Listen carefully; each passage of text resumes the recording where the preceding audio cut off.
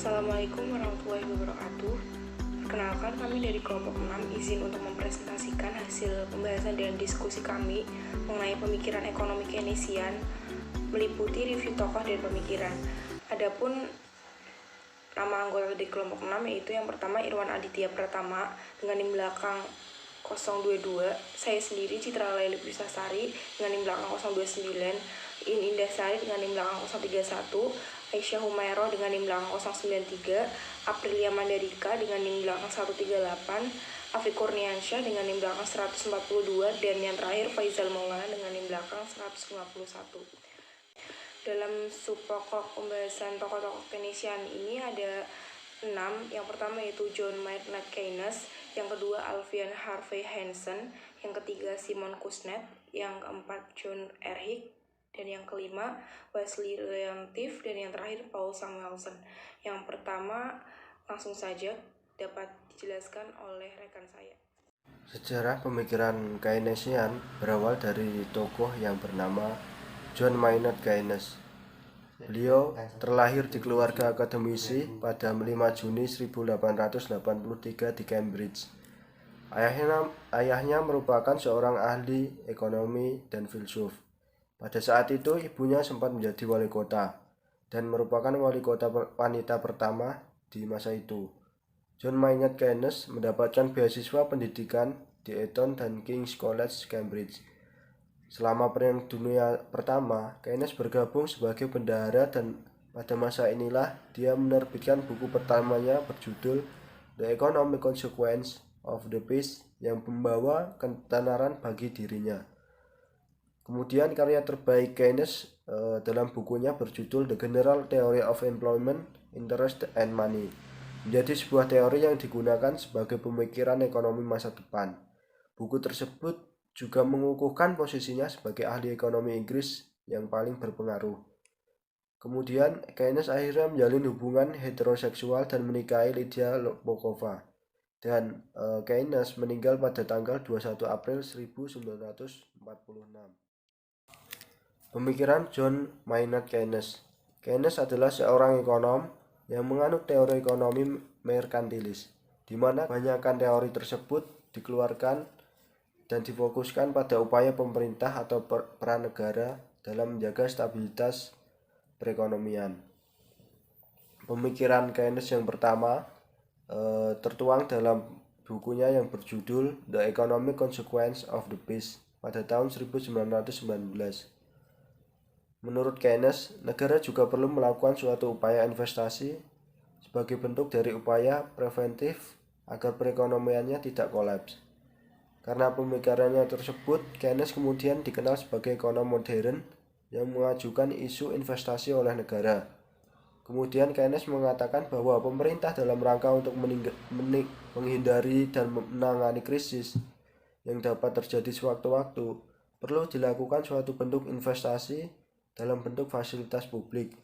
Namun hal tersebut tidak selamanya berhasil karena peningkatan investasi yang tidak diiringi dengan peningkatan kemampuan konsumsi secepat proses produksi, maka akan menimbulkan krisis dalam perekonomian, sehingga hal tersebut perlu diimbangi dengan perekonomian yang kuat dalam suatu kurun waktu tertentu. Kemudian, pada tahun 1920-an, Keynes sudah mulai memikirkan kerangka teori tentang hubungan antara kesempatan kerja, jumlah uang, dan tingkat harga. Bukunya dengan judul Treatise on Money diterbitkan dalam 2 jilid pada tahun 1930, yang di dalamnya terdapat pikiran sentral mengenai jika jumlah uang yang ditabung melebihi jumlah investasi sebagai akibat tingkat bunga yang tinggi, maka akan terjadi pengangguran. Tabungan yang besar berarti sebagian pendapatan masyarakat tidak dibelanjakan. Akibatnya, penerimaan produsen menurun. Sehingga selanjutnya ialah produsen akan menurunkan volume produksi yang menyebabkan menurunnya kesempatan kerja dan pendapatan para pekerja.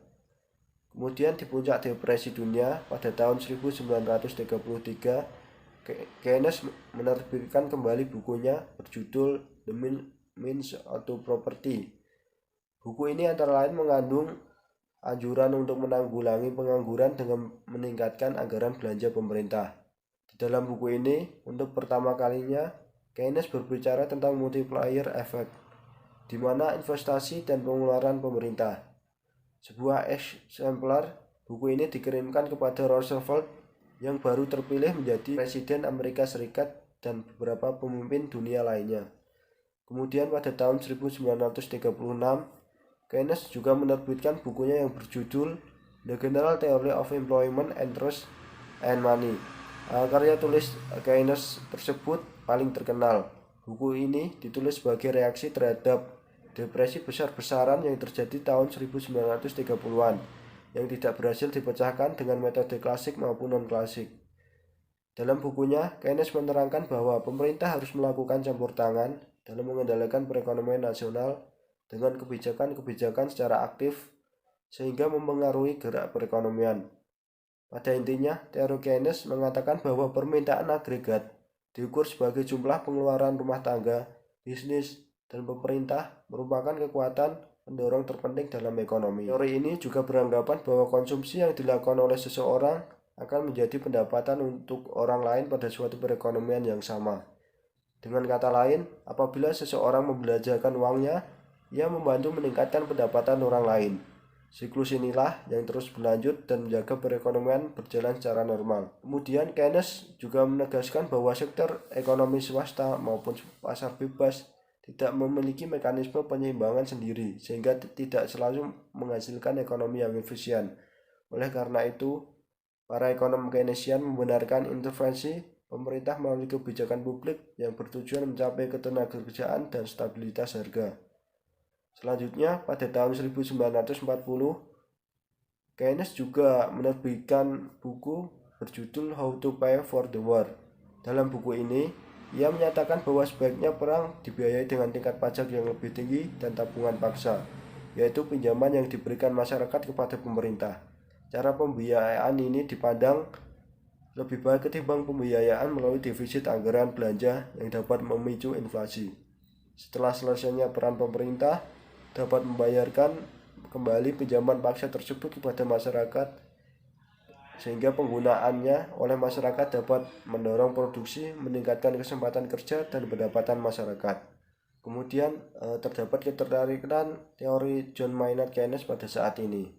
Kita tahu dan kita dapat melihat bahwa keterkaitan pemikiran Keynes masih digunakan sampai sekarang pada perekonomian global termasuk negara Indonesia. Teori pemikiran tersebut terkait peran campur tangan pemerintah dalam mengendalikan perekonomian. Salah satunya teori yang berfokus pada penggunaan kebijakan pemerintah yang aktif dalam mengelola permintaan agregat untuk mengatasi atau mencegah resesi ekonomi. Teori ini beranggapan bahwa konsumsi yang dilakukan oleh seseorang akan menjadi pendapatan untuk orang lain pada suatu perekonomian yang sama. Dengan kata lain, apabila seseorang membelanjakan uangnya, ia membantu meningkatkan pendapatan orang lain. Siklus inilah yang terus berlanjut dan menjaga perekonomian berjalan secara normal. Kemudian ada teori juga mengenai kebijakan fiskal dan moneter yang merupakan alat utama dalam mengelola ekonomi dan memerangi pengangguran. Kebijakan moneter berfokus pada kontrol pemerintah terhadap ketersediaan uang. Nah, apabila terlalu sedikitnya uang yang beredar maka akan menghambat aktivitas ekonomi, sedangkan jika terlalu banyak uang yang beredar akan menyebabkan inflasi. Salah satu solusi kebijakan moneter adalah melalui bank sentral dalam menentukan suku bunga pada sektor perbankan. Sementara itu, dalam kebijakan fiskal, mengatur tentang pengeluaran pemerintah dan kebijakan anggaran ataupun pajak. Pada dasarnya, dua kebijakan ini bertujuan untuk meningkatkan konsumsi masyarakat melalui naiknya permintaan, berkurangnya pengangguran, dan penurunan. Saya akan menjelaskan mengenai tokoh Keynesian yaitu yang bernama Alvin Harvey Hansen. Yang pertama ini mengenai biografi Alvin sendiri. Alvin Harvey Hansen ini lahir pada 23 Agustus 1887 dan wafat pada 6 Juni 1975 yang merupakan seorang ekonom Amerika.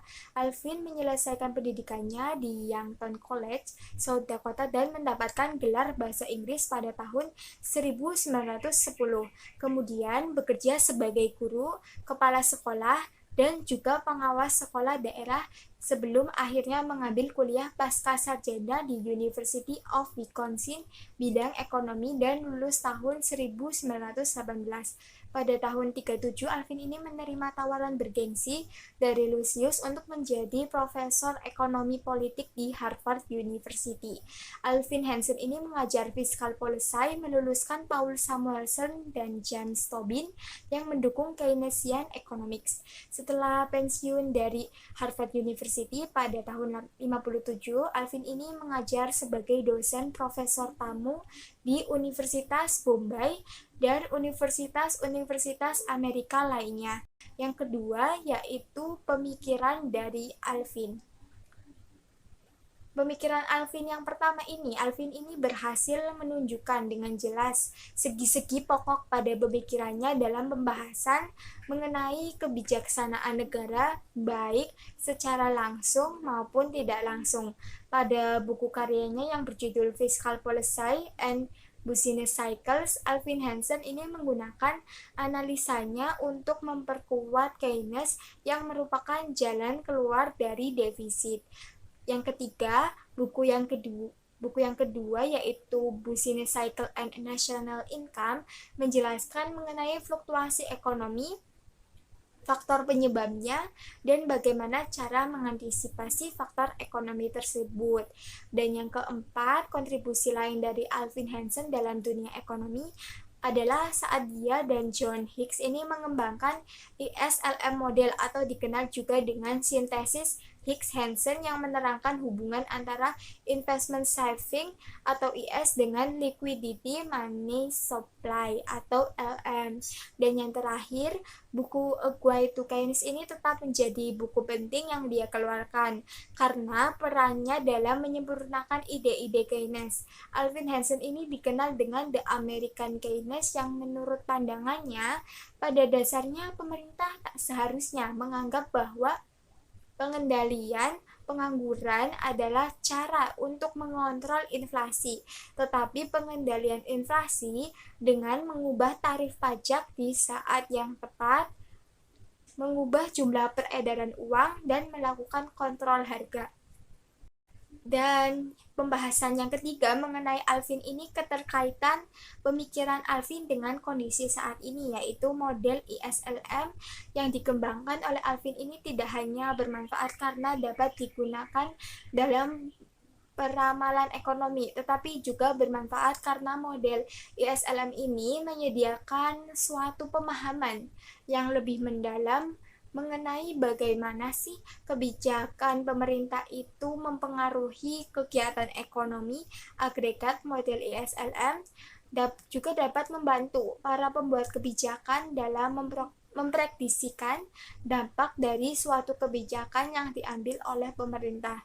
Analisis ISLM ini memungkinkan kita untuk menjawab sejumlah pertanyaan penting menyangkut kegunaan atau keefektifan dari kebijakan fiskal dan moneter dalam mempengaruhi tingkat aktivitas ekonomi. Lalu juga Alvin Hansen ini memiliki pandangan yang sama dengan Keynes, yaitu setuju dengan adanya campur tangan pemerintah pada kebijakan moneter dan kebijakan fiskal. Kebijakan moneter dan kebijakan fiskal sendiri ini sudah sampai saat ini masih diberlakukan di Indonesia. Kebijakan ini diterapkan mengikuti kondisi perekonomian Indonesia secara keseluruhan. Contohnya seperti pada masa pandemi COVID-19. Seperti saat ini, Indonesia ini menerapkan kebijakan moneter dan kebijakan fiskal yang searah untuk memulihkan kondisi perekonomian menjadi tujuan. Kemudian ada biografi Simon Kuznets. Simon Kuznets lahir di Rusia, meninggalkan Rusia Soviet pada tahun 1922, bermigrasi di New York, dan dia menjadi mahasiswa Wesley Mitchell di Columbia dan kemudian menjadi peneliti di Biro Riset Ekonomi Nasional atau NBRE. Mitchell pada tahun 1926 terkenal atas studinya tentang pendapatan nasional dan komponen-komponen di Amerika Serikat pada tanggal 8 Juli 1985. Pemikiran tokoh selanjutnya itu Simon Kuznets. Karyanya bermula pada tahun 1930 dan Kuznets menghitung pendapatan nasional sejak tahun 1869. Kemudian Kuznets membantu mengembangkan revolusi Keynes. Pengukuran Kuznets juga membantu melanjutkan studi ekonometri.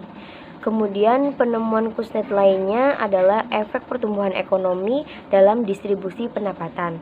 Di negara miskin, Kuznets menemukan bahwa pertumbuhan ekonomi menambah disparitas pendapatan antara orang kaya dan orang miskin.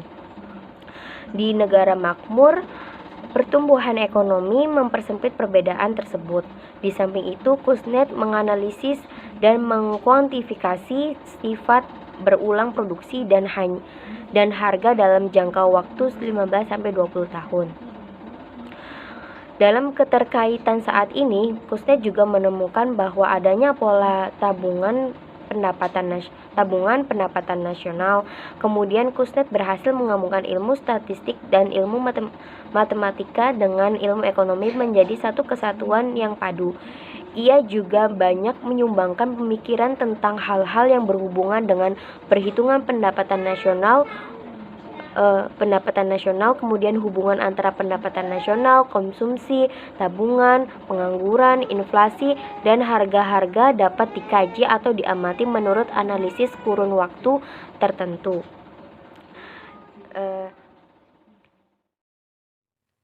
Baik, yang selanjutnya yaitu ada John Richard Hicks. Yang pertama yaitu ada biografi. John Richard Hicks lahir pada 8 April 1904 di Inggris. Hicks lahir dari keluarga kelas menengah. Ayahnya adalah seorang jurnalis di koran lokal. Hicks menempuh pendidikan di Clifton College pada tahun 1917 sampai 1922 dan Balliol College di Oxford pada tahun 1922 sampai 1926. Awalnya, Hicks mulai belajar matematika, tetapi dia juga tertarik pada sastra dan sejarah. Maka dari itu, pada tahun 1923, ia tiba-tiba mengubah arah utama untuk filsafat, politik, dan ekonomi yang mulai mendapatkan popularitas di Oxford. Dan pada tahun 1926, Hicks mendapatkan gelar sarjana filsafat, politik, dan ekonomi. Setelah lulus, Hicks mengajar di Sekolah Ekonomi London, Universitas Cambridge, dan mengajar di Afrika Selatan. Tahun 1938, Hicks ditunjuk menjadi guru besar di Universitas Manchester. 8 tahun kemudian, dia kembali ke Oxford, di mana dia mengajar sampai pensiun, yaitu pada tahun 1965. Kemudian, pada tahun 1972, Hicks mendapatkan sebuah hadiah Nobel di bidang ekonomi bersama dengan Kenneth Arrow atas kontribusi pionir pada teori general equilibrium dan Walford Theory. Next, yaitu ada pemikiran. Selama karirnya, John Hicks memberikan beberapa pemikiran atau kontribusi penting untuk teori ekonomi, mulai dari teori harga neoklasik fundamental hingga pemodelan makroekonomi. Pemikiran Hicks diantaranya yaitu sebagai berikut. Yang pertama yaitu pokok pemikiran Hicks mengenai model ISLM. Hicks memberikan kontribusi penting pada ekonomi makro dan ekonomi mikro, sebuah prestasi yang langka di abad ke-20 karena kedua bidang ini masih terpisah dan berbeda. Sebagai ahli ekonomi makro, Hicks terkenal karena memformalkan teori makroekonomi Keynes. Dalam salah satu makalah yang terkenal mengenai ekonomi, Hicks meringkas general teori karya Keynes menjadi serangkaian dua kurva. Kurva tersebut yaitu model ISLM. Hicks memformalkan teori makroekonomi Keynesian untuk menunjukkan bagaimana perekonomian dapat berada dalam equilibrium dengan lapangan kerja yang kurang penuh. Model ISLM menggambarkan equilibrium makroekonomi sebagai produk dari interaksi pasar keuangan dan pasar barang real. Selanjutnya yang kedua yaitu pokok pemikiran Hicks mengenai value and capital. Kontribusi kedua ekonomi makro dari Hicks berhubungan dengan struktur bunga. Dalam makalah awal dan buku keduanya, Value and Capital, Hicks memajukan teori utilitas dan harga dengan pengantar kurva permintaan kompensasi Higgsian. Konsep barang komposit untuk menyederhanakan permodelan permintaan dan penjelajahannya tentang efek pendapatan dan efek substitusi. Model harga dan utilitas Hicks secara matematis menunjukkan bagaimana preferensi konsumen, perubahan harga, dan pendapatan berinteraksi untuk membentuk permintaan barang dan yang masih digunakan sebagai elemen dasar teori harga dalam ekonomi makro. Selanjutnya yaitu pokok pemikiran Hicks mengenai elastisitas substitusi. Hicks juga memperkenalkan gagasan elastisitas substitusi, suatu perluasan natural dari gagasan Marshall. Hicks mengambil gagasan elastisitas ini dan menerapkannya untuk keputusan yang harus dibuat perusahaan mengenai produksi. Buku pertama Hicks, Theory of Wage, mengembangkan mikroekonomi penentuan upah di pasar tenaga kerja yang kompetitif dan terregulasi. Dalam karya ini, Hicks memperkenalkan konsep elastisitas substitusi antara modal dan tenaga kerja. Next, yaitu ada keterkaitan dengan kondisi saat ini. Hicks mengemukakan teorinya bahwa tingkat bunga berada dalam keseimbangan pada suatu perekonomian bila tingkat bunga ini memenuhi keseimbangan sektor moneter dan sektor real. Pandangan ini merupakan gabungan dari pendapat klasik dan Keynesian, di mana mazhab klasik mengatakan bahwa bunga timbul karena uang adalah produktif, artinya bahwa bila seseorang memiliki dana, maka mereka dapat menambah alat produksinya agar keuntungan yang diperoleh meningkat. Jadi, uang dapat meningkatkan produktivitas sehingga orang ingin membayar bunga. Sedangkan menurut Keynesian, bahwa uang bisa produktif dengan metode spekulasi di pasar uang dengan kemungkinan memperoleh keuntungan. Dan keuntungan inilah sehingga orang ingin membayar bunga. Dari beberapa konsep tentang tingkat bunga, kita dapat melihat keterkaitan pemikiran John Richard Hicks yang masih relevan digunakan sampai saat ini. Dapat kita hubungkan antara tingkat suku bunga tabungan dengan tingkat bunga kredit, di mana sektor perbankan menghimpun dana melalui giro, deposito, dan tabungan lalu disalurkan melalui berbagai fasilitas kredit. Sekian yang selanjutnya akan dijelaskan oleh rekan saya. Wassily Leontief lahir di München, Bayern, Jerman pada tanggal 5 Agustus 1905. Dia adalah seorang ekonom yang terkenal atas penelitiannya tentang teori perubahan dalam satu sektor ekonomi bisa mempengaruhi sektor lainnya. Wassily Leontief lahir dari pasangan Wassily Leontief yang merupakan seorang guru besar ekonomi dengan istrinya Eugenia. Leontief kecil menghabiskan masa kanak-kanak hingga remaja di Saint Petersburg, kini dikenal sebagai Leningrad. Pada tahun 1921, Leontief mendaftar dan belajar di Universitas Leningrad, kini di St. Petersburg. Setelah mempelajari filsafat, sosiologi, dan ekonomi, akhirnya pada tahun 1925 dia menerima gelar ekonom terpelajar sama dengan Master of Arts di usianya yang baru 19 tahun. Pada tahun 1925, Leontief melanjutkan studinya di Universitas Berlin dan dia memperoleh gelar PhD. Dan pada tahun 1929, Leontief menerima gelar doktor dalam ilmu ekonomi dengan spesialisasi analisis ekonomi penerimaan pengeluaran. Pada tahun 1946, Leontief menjadi guru besar ekonom di Harvard University.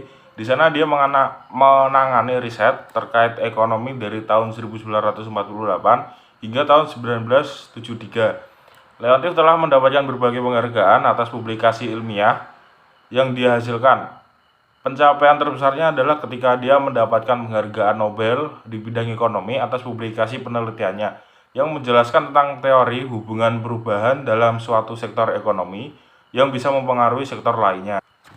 Wassily Leontief, seorang pelopor utama dalam analisis input-output matrix, melalui studi empiris yang dilakukan pada tahun 1953, menemukan fakta-fakta mengenai struktur perdagangan luar negeri, ekspor dan impor Amerika Serikat tahun 1947 yang bertentangan dengan teori H0 HO, sehingga disebut sebagai paradoks Leontief. Leontief juga mempelajari arus perdagangan pada 1950-an. Berdasarkan analisis input-output perdagangan internasional, ditemukan bahwa Amerika Serikat, negara dengan modal besar, mengimpor komoditas padat modal dan mengekspor komoditas padat karya. Paradoks Leontief, demikian sebutannya, membuat banyak ekonom mempertanyakan teorema Hexen-Ohlin yang menyatakan bahwa negara-negara memproduksi dan mengekspor apa yang dapat mereka ciptakan dengan paling efisien bergantung pada faktor-faktor produksi mereka. Selain itu, mereka mengimpor barang yang tidak dapat mereka produksi dengan efisien.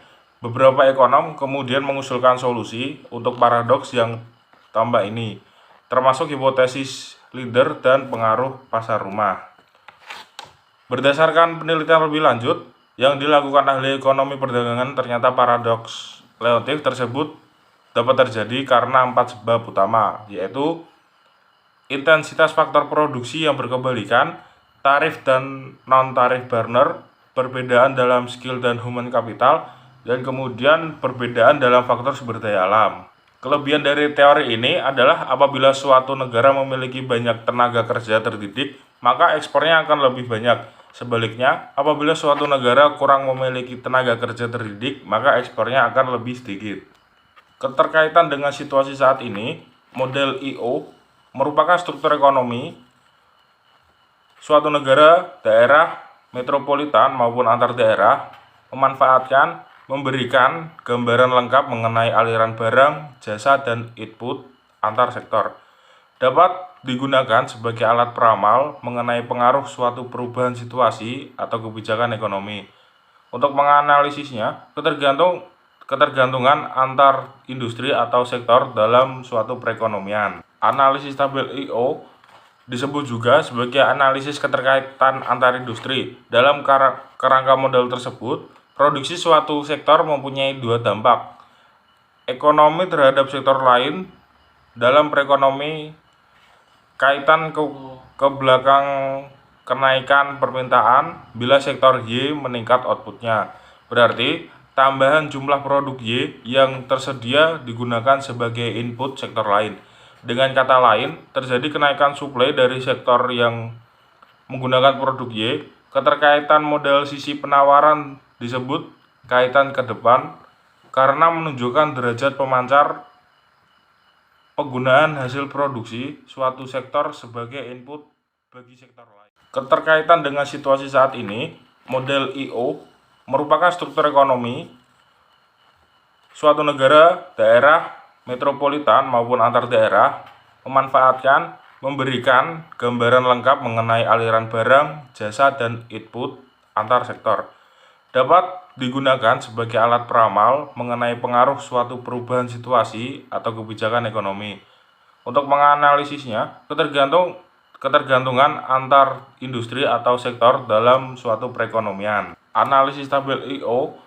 disebut juga sebagai analisis keterkaitan antar industri. Dalam kerangka model tersebut, produksi suatu sektor mempunyai dua dampak. Ekonomi terhadap sektor lain dalam perekonomi kaitan ke belakang kenaikan permintaan bila sektor Y meningkat outputnya. Berarti tambahan jumlah produk Y yang tersedia digunakan sebagai input sektor lain. Dengan kata lain, terjadi kenaikan suplai dari sektor yang menggunakan produk Y. Keterkaitan model sisi penawaran disebut kaitan ke depan karena menunjukkan derajat pemancar penggunaan hasil produksi suatu sektor sebagai input bagi sektor. Selanjutnya Paul Samuelson. Paul Samuelson dilahirkan pada 15 Mei 1915 di Gray, Indiana, Amerika Serikat. Nama lengkapnya adalah Paul Anthony Samuelson. Samuelson dilahirkan dalam keluarga yang mengetahui banyak tentang bidang ekonomi. Dengan latar belakang banyak keluarga yang melek akan ilmu ekonomi, Samuelson melanjutkan studinya dalam bidang ekonomi di Universitas Chicago pada usia 16 tahun dan dilanjutkan di Universitas Harvard untuk program doktoral. Dan pada tahun 1970, Samuelson mendapatkan Nobel Memorial Prize in Economic Science sebagai orang Amerika pertama yang mendapatkan penghargaan Nobel dalam bidang ekonomi. Ia dianggap telah membantu dalam meningkatkan tingkat analisis dan metodologi umum dalam ilmu ekonomi. Dan juga pada tahun 2003, Samuelson merupakan salah satu pemenang Nobel yang menandatangani sebuah pernyataan atas penolakan pemotongan pajak oleh Bush.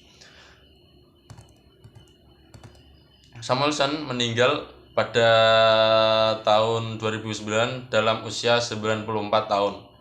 Banyak pihak yang merasa kehilangan atas kematiannya tersebut. Samuelson meninggalkan banyak karya, banyak papernya yang telah diterbitkan secara internasional. Karyanya banyak digunakan ekonom modern pada masa kini. Selanjutnya, pemikiran dari Paul Samuelson. Karir Samuelson dalam bidang ekonomi berawal sejak dirinya menjabat sebagai asisten profesor di Massachusetts Institute of Technology pada usianya yang masih 25 tahun. Ia kemudian diangkat sebagai profesor di universitas yang sama 4 tahun setelahnya. Ia adalah ekonom pertama yang menerapkan metode matematika untuk termodinamika dalam pelajaran ekonomi. Semasa karirnya, Samuelson dikenal sebagai bapak ekonomi neo-Keynesian dan merupakan tokoh pengembang neoklasikal ekonomi. Selain menjabat sebagai profesor di MIT, ia merupakan penulis buku bestseller yang menerangkan mengenai ekonomi Keynesian yang diterbitkan pada tahun 1948, yaitu Economic Introductory Analysis. Setelah sebelumnya, ia juga menerbitkan buku yang dicetak secara besar-besaran sebagai buku pertama yang berisi teori penggabungan penggunaan matematika dalam ekonomi, yaitu Foundation of Economic Analysis.